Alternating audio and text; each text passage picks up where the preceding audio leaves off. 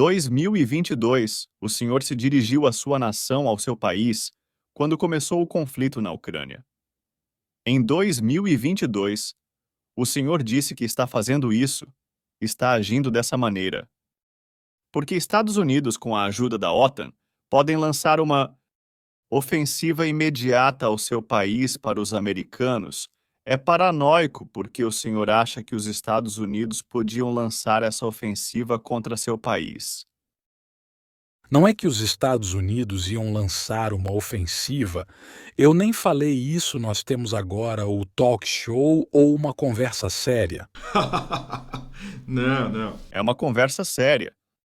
Então, uma conversa séria, como você tem formação histórica, você é formado em história, né? Sim.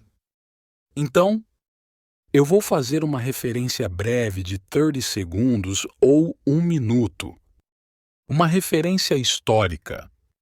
Sim, por favor. Então, como começaram as nossas relações com a Ucrânia? De onde surgiu a Ucrânia? O Estado russo começou a se formar como Estado centralizado e é considerado o ano de criação do Estado russo em 862, quando os cidadãos de Nove convidaram o príncipe Rurik da Escandinávia dos Varangian para reinar. Em 1862, a Rússia celebrou o milésimo aniversário de sua criação de Estado em Novgorod. Tem até um monumento dedicado ao milésimo aniversário do país em 82, o sucessor de Rurik I, que desempenhava o papel de regente do Zul, filho mais novo de Rurik, já tinha morrido nessa época, veio para Kiev. Ele retirou do poder 2 irmãos que aparentemente já foram membros do esquadrão de Rurik. E assim, a Rússia começou a se desenvolver, tendo 2 centros em Kiev e em Novgorod. A próxima da data muito significativa na história da Rússia é 988, é o batismo da Rússia, quando o príncipe Vladimir, que é o bisneto de Urique, batizou a Rússia e aceitou a ortodoxia, o cristianismo oriental. E a partir de então, o Estado russo centralizado começou a se fortalecer porque tem um único território, laços econômicos únicos, uma língua comum e, depois do batismo da Rússia, uma fé, uma religião e o poder do príncipe. Então, o Estado russo centralizado começou a se formar dessa maneira. Mas por várias razões, após a introdução da sucessão ao trono, também na Idade Média por Ielosávio, pouco mais tarde, depois da sua morte, a sucessão ao trono foi mais complexa. Não foi passada diretamente do pai para o filho mais velho, mas do falecido príncipe para o seu irmão, depois para os seus filhos em linhas diferentes. Tudo isso levou à fragmentação da Rússia. Um Estado único que começou a se tornar único. Não tem nada de especial nisso. A mesma coisa aconteceu na Europa, mas o Estado fragmentado russo tornou-se uma presa fácil para o império de Gengis. Seus sucessores Batu-Han chegaram à Rússia. Roubaram quase todas as cidades, destruíram quase todas as cidades, a parte sul, onde ficava Kiev. Aliás, algumas outras cidades simplesmente perderam independência, e as cidades do norte mantiveram parte da sua soberania. Eles pagavam tributos à horda, mas mantiveram parte da sua soberania. Então o Estado russo começou a tomar forma no centro, em Moscou. Parte do sul das terras russas, incluindo Kiev, começou a gravitar gradualmente em direção a outro imã, ou seja, em direção ao centro que se estava formando na Europa. Este foi o Grão-Ducado da Lituânia. foi até chamado de lituano-russo, porque os russos consistiam uma parte significativa desse estado. Eles falavam russo antigo e eram ortodoxos. Mas então ocorreu uma unificação à união do Grão-Ducado da Lituânia e do Reino da Polônia. Alguns anos depois, outra união foi assinada já na área espiritual, e os padres ortodoxos submeteram-se à autoridade do Papa. E assim essas terras passaram a fazer parte do Estado polaco-lituano, mas durante décadas os polacos, tendo estado empenhados na polinização dessa parte da população, introduziam a sua língua e começaram a introduzir a ideia que não são inteiramente russos, que porque vivem no limite são ucranianos. Inicialmente a palavra ucraniano significava que a pessoa vive na periferia ou envolvida, por exemplo, no serviço de fronteira, não pertencia a nenhum grupo étnico específico.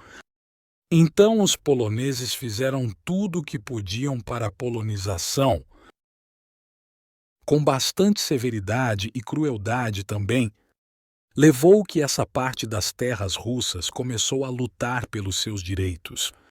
E escreviam cartas para Varsóvia, exigindo que os seus direitos fossem respeitados para que as pessoas fossem enviadas para cá, inclusive para Kiev.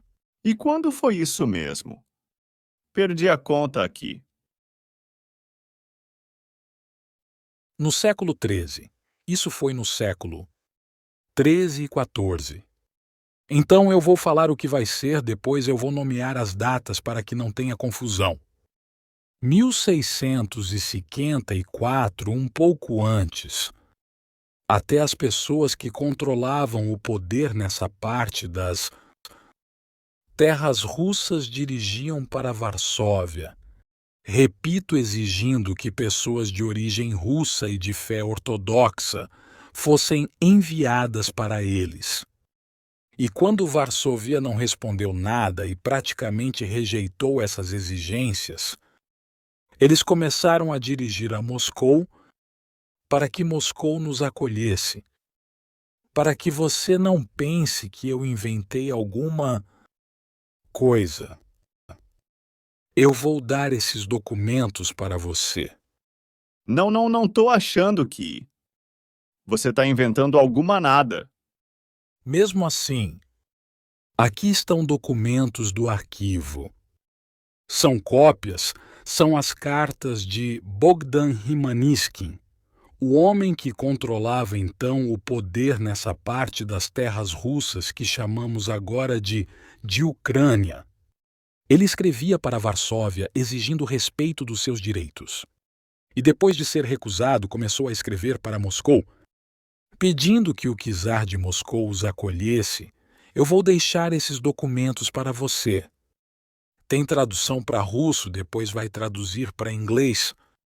A Rússia não concordava em aceitá-los imediatamente, porque achava que ia começar a guerra com a Polônia. E em 1654, o Zemski Sobor era um órgão representativo do poder do Estado da antiga Rússia, tomou a decisão que essa parte das terras da antiga Rússia tornou-se parte do reino moscovita e, como esperava-se, começou a guerra com Polônia. 13 anos depois foi concluída uma trégua de paz e logo após a conclusão deste ato em 1654, 32 anos, foi concluída a paz com a Polônia. A paz eterna, como se dizia. Então, e essas terras? Toda a margem esquerda do Dnipro, incluindo Kiev, foram para a Rússia, e toda a margem direita permaneceu com a Polônia. Então, durante a época de Catarina II, a Rússia devolveu todas as suas terras históricas, incluindo o sul e oeste. Tudo isso continuou até a Revolução. E antes da Primeira Guerra Mundial, aproveitando essas ideias de ucranização, O Estado-Maior austríaco começou muito ativamente a promover a ideia de Ucrânia e ucranização. E é claro, porque às vésperas da guerra mundial tinha-se o desejo de enfraquecer um inimigo potencial. Tinha esse desejo de criar condições favoráveis na zona fronteiriça. Essa ideia que uma vez nasceu na Polônia, que as pessoas que vivem nesse território não são completamente russas, são supostamente um grupo étnico especial, começou a ser promovida pelo Estado-Maior austríaco. Também surgiam teóricos da independência ucraniana no século XIX que falavam da necessidade da independência da ucraniana. Mas todos esses pilares da independência da Ucrânia diziam que deveria ter relações muito boas com a Rússia, então insistiam nisso.